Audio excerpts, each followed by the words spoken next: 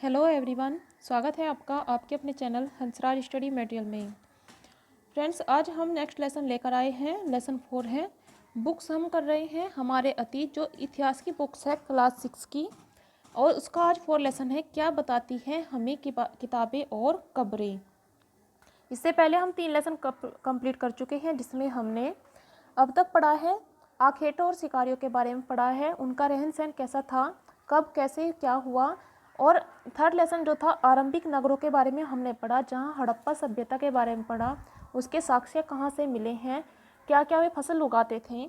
और अब आगे बता रहे हैं कि जो कब्र हमें मिली है, जो साक्ष्य में खुदाई में कब्र प्राप्त हुई है, उनसे क्या क्या जानकारी प्राप्त होती है, और किताबों से हमें जो पुरानी किताबें हैं उनसे क्या क्या जानकारी प्राप्त होती है, वही सब हम देखने वाले हैं इस लेसन में। तो फ्रेंड्स, चलिए शुरू करते हैं लेसन को।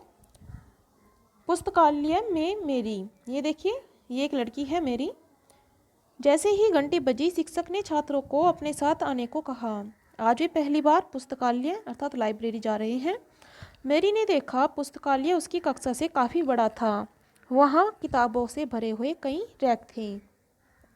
कोने में एक अलमारी थी जो मोटी मोटी किताबों से भरी हुई थी।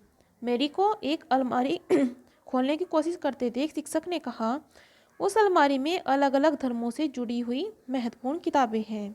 क्या तुम्हें मालूम है कि हमारे पास वेदों का भी एक संग्रह है? तो मेरी सोचने लगी, ये वेद क्या है, चलो पता लगाए। अब आगे बता रहे हैं क्या है ये सब। दुनिया के प्राचीनतम ग्रंथों में एक। शायद तुमने वेदों के बारे में सुना होगा। वेद कितने हैं? वेद है 4। कौन कौन से? ऋग्वेद, सामवेद, यजुर्वेद और अथर्ववेद। सबसे पुराना वेद कौन सा है? बहुत बार क्वेश्चन भी आया है। सबसे पुराना वेद है ऋग्वेद। इसकी रचना कब हुई थी? 3500 साल पहले। ऋग्वेद में 1000 से ज़्यादा प्रार्थनाएं हैं। ये क्वेश्चन भी बहुत बार आया है। ऋग्वेद में कितनी प्रार्थनाएं हैं अर्थात सूक्त हैं? वो है 1000 से ज़्यादा। इन प्रार्थनाओं को ही कहते हैं सूक्त। सूक्त का अर्थ क्या होता है? इसका अर्थ होता है अच्छी तरह से बोला गया। ये विभिन्न देवी देवताओं की स्थिति में रचे गए हैं। इनमें से 3 देवता बहुत ही महत्वपूर्ण हैं। कौन कौन से? ऋग्वेद में कौन कौन से, ये क्वेश्चन बन जाता है, कौन कौन से महत्वपूर्ण देवता थे? तो वह थे अग्नि, इंद्र और सोम। अग्नि को आग के देवता, इंद्र युद्ध के देवता थे, और सोम एक पौधा है जिससे खास पेय बनाया जाता था। वैदिक प्रार्थनाओं की रचना किसने की थी? और ऋषियों ने की थी। आचार्य विद्यार्थियों को इन अक्षरों, शब्दों और वाक्यों में बांटकर सहस्वर पाठ का कंठस्थ करवाते थे। अधिकांश सूक्तों के जो रचयिता थे, सीखने और सिखाने वाले, वे सब पुरुष ही थे। कुछ प्रार्थनाओं की रचना महिलाओं ने भी की थी।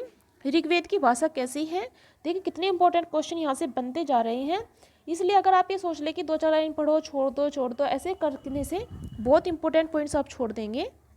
इसलिए आप सारे को पढ़िए, अच्छे से पढ़िए। ऋग्वेद की भाषा थी प्राक संस्कृत या वैदिक संस्कृत। स्कूल में जो संस्कृत पढ़ते हो, ये भाषा उससे थोड़ी भिन्न है।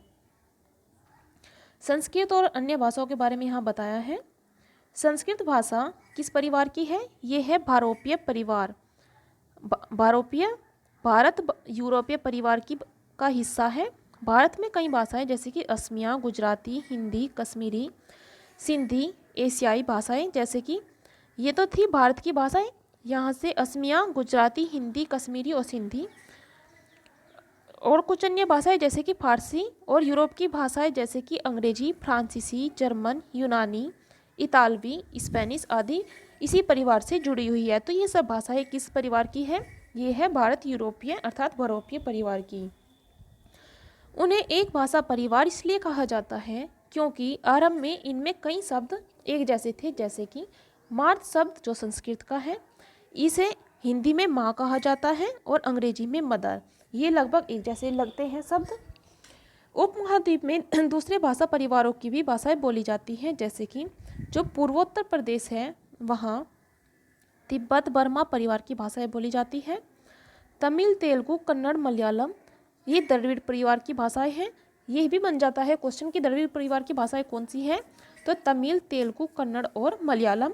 जबकि झारखंड और मध्य भारत के कई हिस्सों में बोली जाने वाली भाषाएं कौन सी है? वह है ऑस्ट्रो एशियाटिक परिवार से जुड़ी हुई। हम जिन किताबों को पढ़ते हैं वे लिखी और छपी गई है। ऋग्वेद का उच्चारण किया जाता था और श्रवण किया जाता था, न कि पढ़ा जाता था। पहले केवल बोलकर ही बच्चों को भी सिखाया जाता था, जो छात्र थे उन्हें बोलकर ही सिखाया जाता था, वे सुनते थे और उसे ग्रहण कर लेते थे। रचना के कई सदियों बाद इसे पहली बार लिखा गया, जबकि इसे छापने का जो काम है वो तो मुश्किल से 200 साल पहले ही हुआ है। इतिहासकार ऋग्वेद का अध्ययन कैसे करते हैं? देखिए, इतिहासकार पुरातत्ववेत्ताओं की तरह ही अतीत के बारे में जानकारी इकट्ठा करते हैं, लेकिन भौतिक अवशेषों के अलावा वे लिखित स्रोतों का भी उपयोग करते हैं। चलो देखते हैं कैसे। ऋग्वेद के कुछ सूक्त वार्तालाप के रूप में हैं।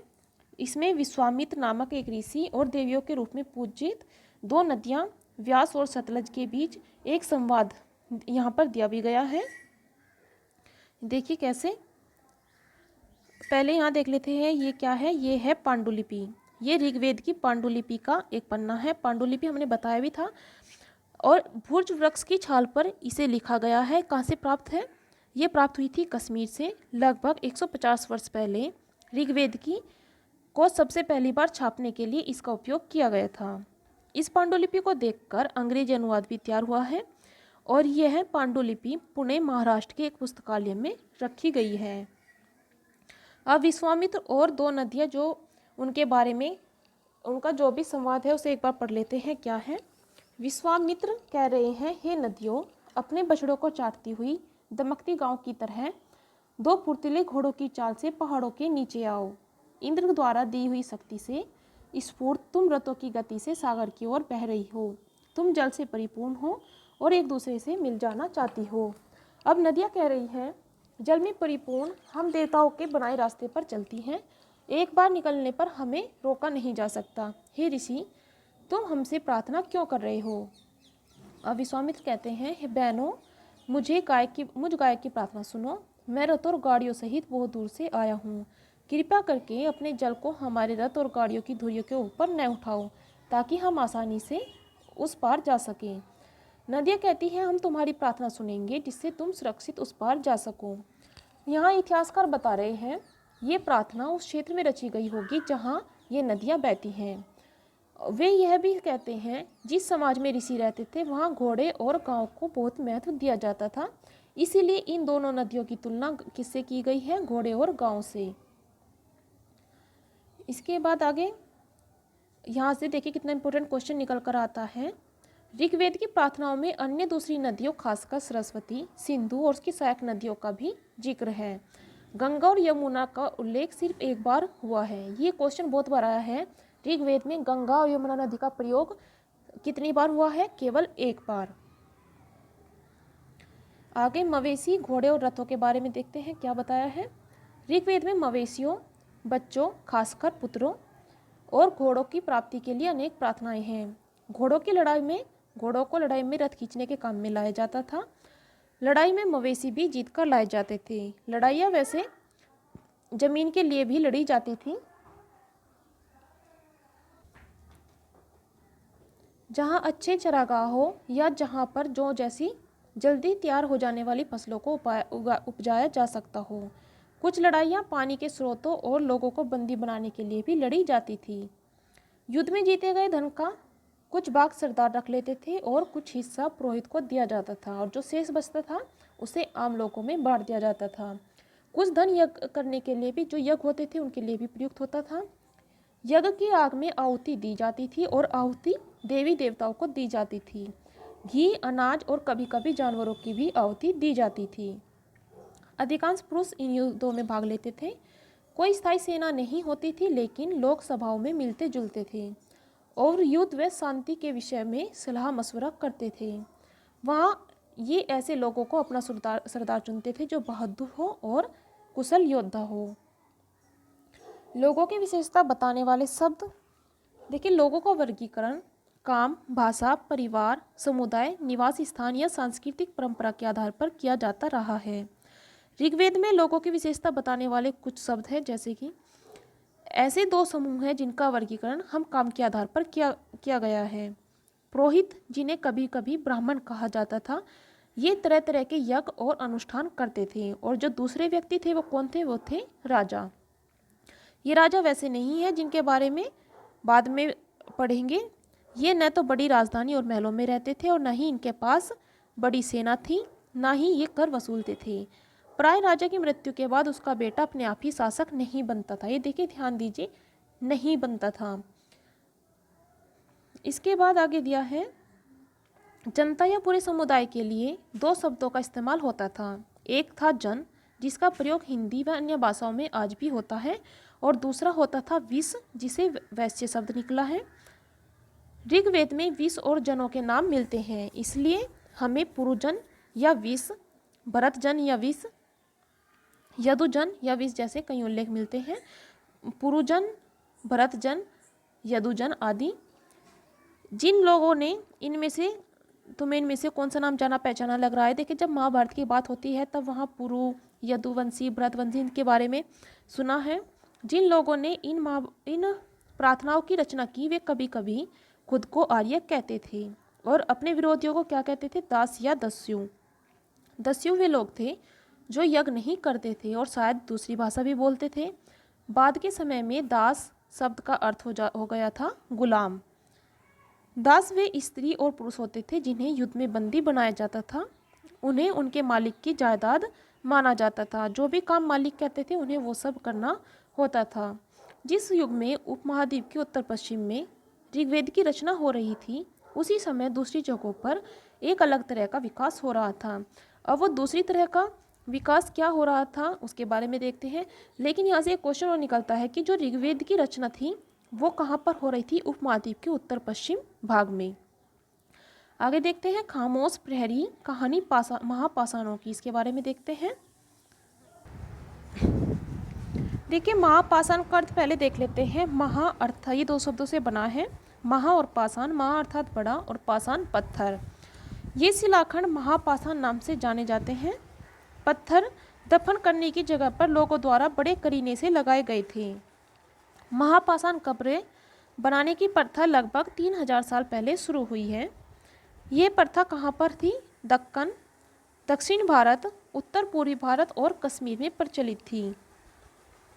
कुछ महत्वपूर्ण उदाहरण आगे दिए भी गए स्थल। कुछ महापाषाण जमीन के ऊपर ही दिख जाते हैं और कुछ महापाषाण जमीन के भीतर भी होते हैं। जैसे कि देखिए, यहाँ दिखाया गया है। ये यहाँ पर इस तरह के महापाषाण को ताबूत, समाधान या शिष्ट कहा जाता था और इस शिष्ट में एक पोर्टल होल, बड़ा सुराख है जो शायद पत्थरों से बने हुए कमरे में जाने का रास्ता है। देखिए यहाँ पर ये दिखाया गया है। ये ताबूत है, यहाँ पर एक अलग से होल भी बनाया है और चारों तरफ इसमें कैसे पत्थर को एक तरीके से लगाया गया है। कई बार पुरातत्वविदों को गोलाकार सजे हुए पत्थर मिलते हैं, कई बार अकेला खड़ा हुआ पत्थर मिलता है। ये ही एक मात्र प्रमाण है जो जमीन के नीचे कब्र को दर्शाते हैं। इन सब कब्र से में कुछ समानताएं हैं। सामान्यतः मृतकों को खास किस्म के मिट्टी के बर्तन के साथ दफनाया जाता था, जिन्हें काले लाल मिट्टी के बर्तन, ब्लैक एंड रेडवेयर के नाम से जाना जाता है। इसके साथ ही मिले हैं लोहे के औजार, हथियार, घोड़ों के कंकाल, सामान तथा पत्थर और सोने के गहने। अर्थात कब्र में सबके साथ ये सारी चीज़ें मिलती थी। उनके साथ उनके घोड़ों को भी दफनाया जाता था, उनके हथियार, औजार आदि सामान उनके साथ रखे जाते थे। ये देखिए, महापाषाण कब्र से मिले लोहे के सामान हैं। इसके बाद घोड़े के सामान दिए हैं और कुल्हाड़ी और कटार भी यहाँ पर दिखाई गई है। ये देखिए, कटार भी दिखाई है और कुल्हाड़ी दिखाई गई है। लोगों की सामाजिक असमानताओं के बारे में पता करना, क्या क्या असमानताएं थी।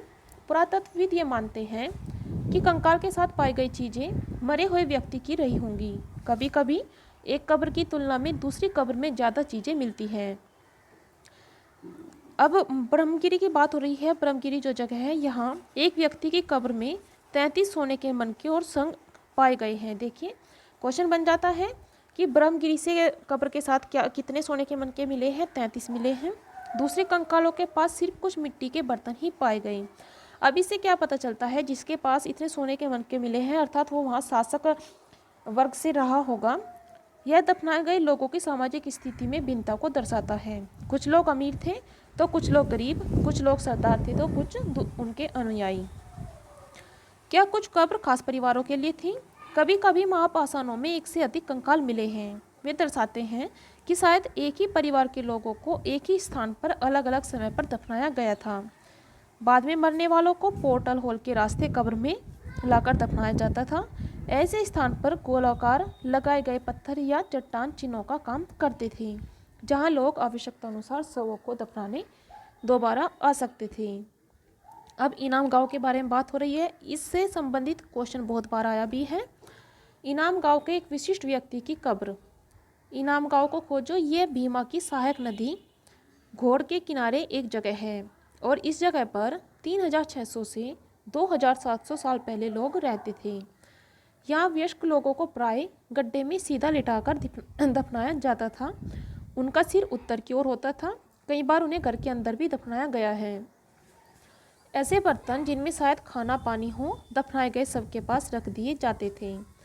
एक आदमी को 5 कमरों वाले मकान के आंगन में 4 पैरों वाले मिट्टी के एक बड़े संदूक में दफनाया गया था।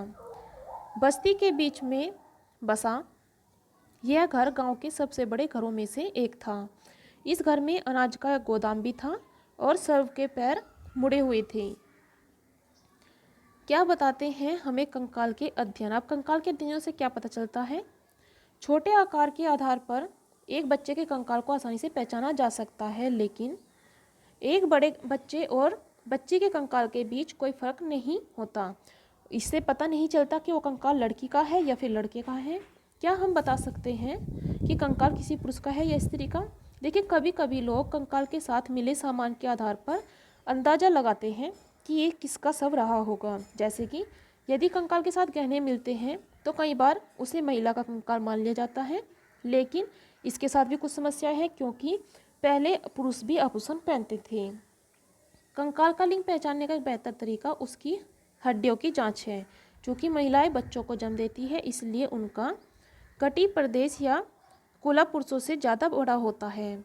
ये समझ कंकालों के आधुनिक अध्ययन पर आधारित है। आज से लगभग 2000 साल पहले चरक नाम के एक प्रसिद्ध वैद्य हुए हैं। इन्होंने चिकित्सा शास्त्र पर एक चरक संहिता पुस्तक भी लिखी है। एग्जाम में भी बहुत बार क्वेश्चन पूछा गया है, चरक संहिता के रचयिता कौन है और किस विषय से संबंधित है ये? तो इसके रचयिता है चरक और चिकित्सा शास्त्र से संबंधित पुस्तक है।